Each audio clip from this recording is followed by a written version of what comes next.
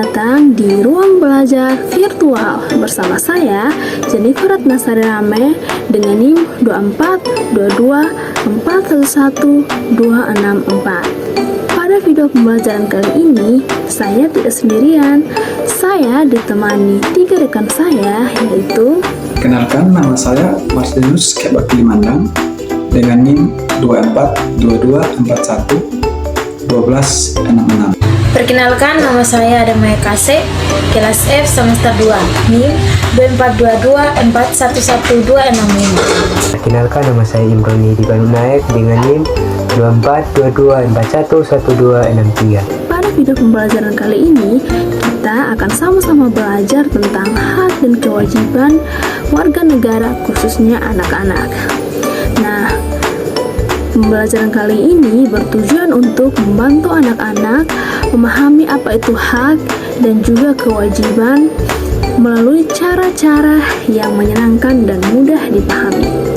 Nah, kami juga mengangkat konteks lokal Kupang dan Nusa Tenggara Timur agar anak-anak bisa melihat contoh nyata di lingkungan mereka sendiri seperti rumah, sekolah, dan juga masyarakat. Nah, pada video pembelajaran kali ini, kita tidak hanya mendengarkan materi saja, kita akan mengerjakan kuis dan juga game sederhana. Nah, anak-anak, hak dan kewajiban ini adalah dua hal yang saling berkaitan. Hak adalah segala sesuatu yang harus diterima, sedangkan kewajiban adalah tanggung jawab yang harus dilakukan. Ketidakseimbangan antara keduanya dapat menimbulkan konflik. Oleh karena itu, penting bagi anak-anak untuk memahami dan melaksanakan hak serta kewajiban secara seimbang agar menciptakan kehidupan yang aman, nyaman, dan juga tertib. Sebenarnya, apa sih pengertian hak dan kewajiban ini? Jadi, anak-anak, hak adalah segala sesuatu yang harus diperoleh atau dimiliki seseorang sejak lahir dan harus dihormati serta dilindungi oleh orang lain. Contohnya, hak untuk hidup, hak untuk bernafas, hak untuk berpendapat, hak untuk mendapatkan pendidikan, dan lain sebagainya. Sedangkan kewajiban adalah segala sesuatu yang harus dilakukan atau dipenuhi oleh seseorang sebagai bentuk tanggung jawab. Contohnya itu kewajiban menaati aturan, kewajiban mencintai budaya lokal NTT, kewajiban menjaga kebersihan, dan lain sebagainya. Oke, jadi baik, kita lanjut pada materi selanjutnya, yaitu hak dan kewajiban anak di rumah. Yang pertama, hak anak di rumah. 1. Hak mendapatkan kasih sayang.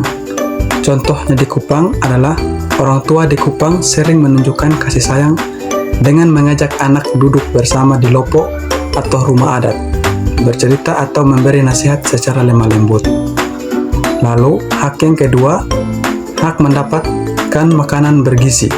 Contohnya di Kupang, yaitu anak diberikan makanan lokal bergizi seperti jagung titi, ikan laut segar, daun kelor atau marungga, dan bubur jagung sebagai makanan sehari-hari. Lalu, hak yang ketiga adalah hak bermain. Contohnya di Kupang adalah anak-anak bebas bermain permainan tradisional seperti gasing kayu, engklek, atau bermain di kebun atau lapangan dekat rumah dengan teman-teman sebaya. Lalu, hak yang keempat adalah hak pendidikan. Contohnya di Kupang, anak mendapatkan kesempatan bersekolah di SD atau SMP negeri di Kupang dan dibekali alat sekolah seperti buku dan seragam walaupun dengan fasilitas sederhana. Lalu, kita masuk pada kewajiban anak di rumah. Yang pertama, membantu orang tua. Contohnya di Kupang yaitu membantu orang tua menimba air dari sumur dan membantu mengangkat hasil kebun seperti pisang atau ubi dari ladang. Lalu, kewajiban yang kedua yaitu menghormati orang tua. Contohnya di Kupang yaitu menjawab dengan sopan dalam bahasa Dawan atau bahasa Indonesia serta tidak membantah saat diberi nasihat. Lalu, kewajiban yang ketiga adalah belajar dengan rajin. Contohnya di Kupang, anak-anak tetap belajar meskipun harus menggunakan lampu pelita saat listrik padam dan membaca buku pinjaman dari perpustakaan keliling atau guru. Lalu, kewajiban yang keempat adalah menjaga kebersihan rumah. Contohnya di Kupang yaitu menyapu halaman rumah yang biasanya beralas tanah atau batu kerikil dan membersihkan kandang ayam atau ternak milik keluarga. Sekarang kita akan membahas tentang hak dan kewajiban siswa di sekolah. Hak yang pertama adalah siswa berhak mendapat ilmu dan pelajaran dari bapak ibu guru yang ada di sekolah. Yang kedua, menggunakan fasilitas sekolah. Siswa berhak menggunakan fasilitas sekolah, contohnya seperti siswa menggunakan lapangan untuk bermain bola voli, bola kaki, dan masih banyak fasilitas lainnya. Yang ketiga, hak mengutarakan pendapat dengan sopan. Contohnya, siswa berhak mendapat pendapat dari temannya dengan mendengarkan setiap apa yang diceritakan dengan cara tidak memotong setiap pembicaraannya. Yang berikut kita akan membahas tentang kewajiban. Nah, kewajiban yang pertama yaitu menghormati guru dan teman. Contohnya, memberikan salam. Contohnya kayak setiap pagi itu kita memberikan salam kepada bapak dan ibu guru kita beserta teman-teman kita. Nah, sekarang kewajiban yang kedua yaitu mematuhi tata tertib di sekolah. Jadi kita sebagai siswa kita harus menaati setiap peraturan di sekolah. Contohnya seperti kita menggunakan pakaian adat yang sudah diberikan arahan dari guru pada setiap hari Jumat. Yang ketiga adalah kewajiban kita sebagai siswa menjaga kebersihan di sekolah, tidak membuang sampah sembarangan. Kita harus membuang sampah pada tempatnya. Kita harus menyapu kelas setiap pagi sebelum memulai pelajaran di sekolah. Nah, sekarang kewajiban yang keempat yaitu mengikuti pelajaran dengan sungguh-sungguh.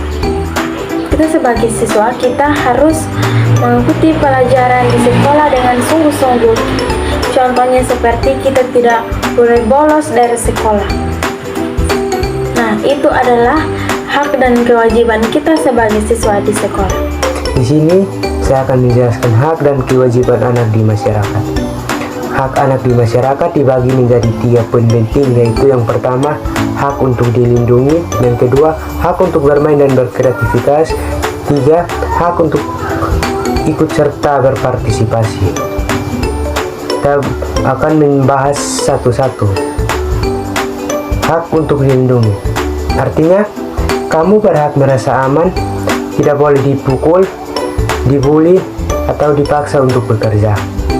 Contohnya seperti guru dan orang tua harus melindungi kamu dari ejekan karena suku atau bahasa daerahmu, misalnya jika kamu berasal dari Flores atau Timur. Yang kedua, hak untuk bermain dan berkreativitas.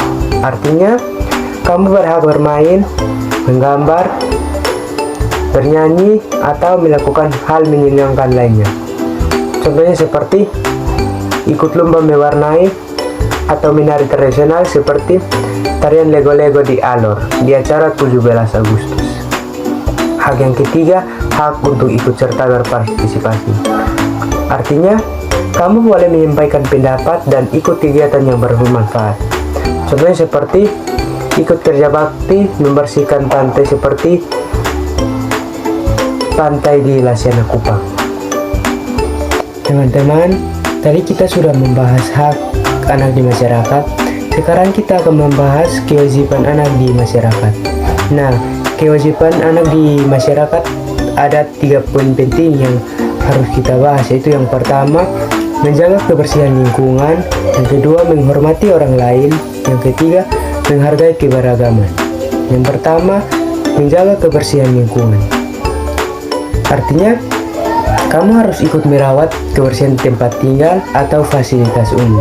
Contohnya seperti kita harus ikut kerja bakti setiap hari Sabtu untuk menyapu jalan atau membersihkan pantai. Yang kedua, menghormati orang lain. Kita harus bersikap sopan kepada orang lain, baik orang tua maupun yang muda.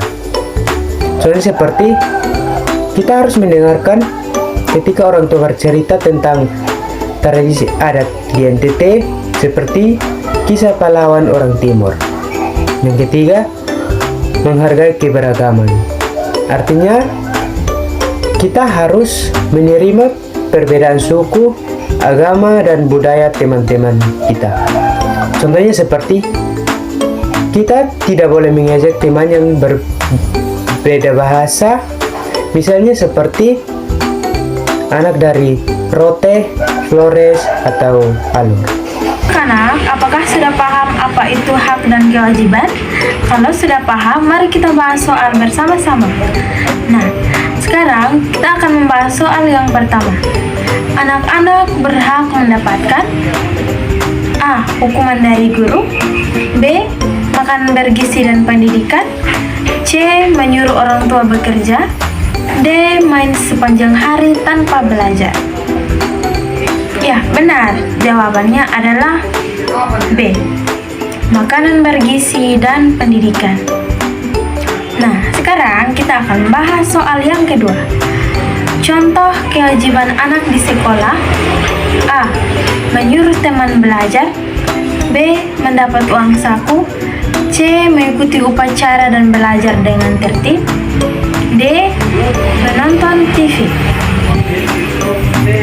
Benar, jawabannya adalah C. Mengikuti upacara dan belajar dengan tertib. Sekarang kita akan membahas soal yang ketiga. Saat anak-anak membuat sampah di tempat sampah, itu berarti mereka A. Melanggar hak, B. Sedang berlibur, C. Menjalankan kewajiban, D. Sedang dihukum. Benar, jawabannya adalah C. Menjalankan kewajiban dengan tertib.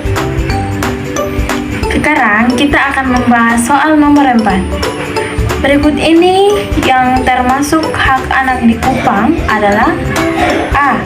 Membantu orang tua sepanjang hari, B. Ikut panen tanpa sekolah, C.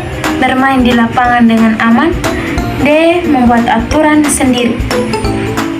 Benar, jawabannya adalah C. Bermain di lapangan dengan aman. Sekarang soal yang kelima.